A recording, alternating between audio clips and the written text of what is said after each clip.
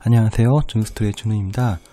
이번 시간에는 까마귀 덕분에 결혼을 할 수 있었던 어떤 공주님에 대해서 이야기해볼까 하는데요. 제목처럼 까마귀가 물어다 준 행운은 소금이라는 이야기를 해볼까 합니다. 까치를 좋은 새로 여기는 반면에 까마귀는 좀 이렇게 흉조로 보는 경향이 있었는데요. 사실 우리나라뿐만 아니라 외국에서도 이제 까마귀는 이제 마녀가 키우는 새라고 해서 검은 고양이와 함께 좀 불길하게 생각하는 경우도 있었습니다. 근데 사실 우리나라 같은 경우도 고구려는 당연히 삼조고라고 해서 국조로 삼을 정도였고, 고려시대까지도 되게 좀 지혜로운 새로 여겼었는데요. 또 칠성날에는 까치와 더불어서 견우와 직녀를 연결해주는 오작교를 만들어주는 고마운 새이기도 하죠. 근데 헝가리에서도 까마귀는 행운을 부르는 새로 통하는데요. 그래서 이제 헝가리를 여행하셨다면은 까마귀의 형상을, 까마귀의 동상 형상을 자주 볼 수 있다고 합니다. 물론 저는 아직 못 가봤습니다. 네, 그렇다고 하더라고요. 헝가리 수도 부다페스트를 방문하게 되면은 사람들이 자주 찾는 관광지 중에 한 곳이 마차시 성당이라는 곳이 있어요. 이제 이곳은 13세기 때 헝가리 왕실에 대관식을 올리던 곳인데요. 근데 이 성당 꼭대기에 좀 성당과 달리 조금 눈길을 끄는 조형물이 있는데 바로 반지를 물고 있는 까마귀입니다. 사실 이 까마귀는 좀 전설을 가지고 있어요. 당시 헝가리, 그러니까 부다 왕국은 몽골의 잦은 침입, 그리고 전쟁으로 국고가 다 바닥이 나서 좀 나라 살림이 많이 어려웠는데요.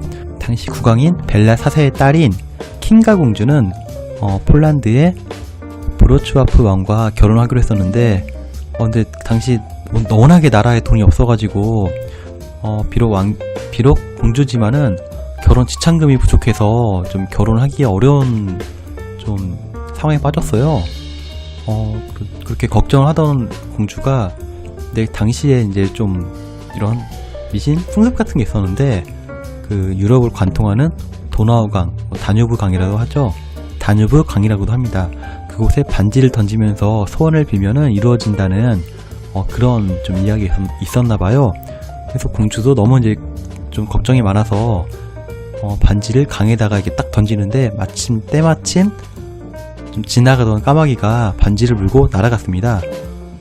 까마귀는 좀 반짝이는 물건을 보면 이렇게 낚아채는 좀 특성이 있잖아요. 아마 그래서 그랬던 것 같습니다.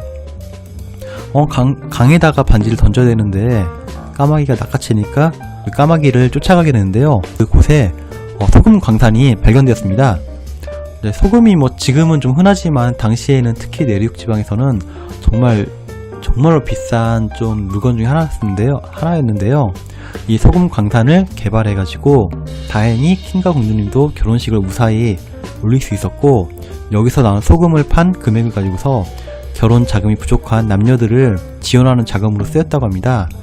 지금도 이 소금 광산이 지금도 많은 사람들이 찾는 비엘리치카 소금 광산인데요.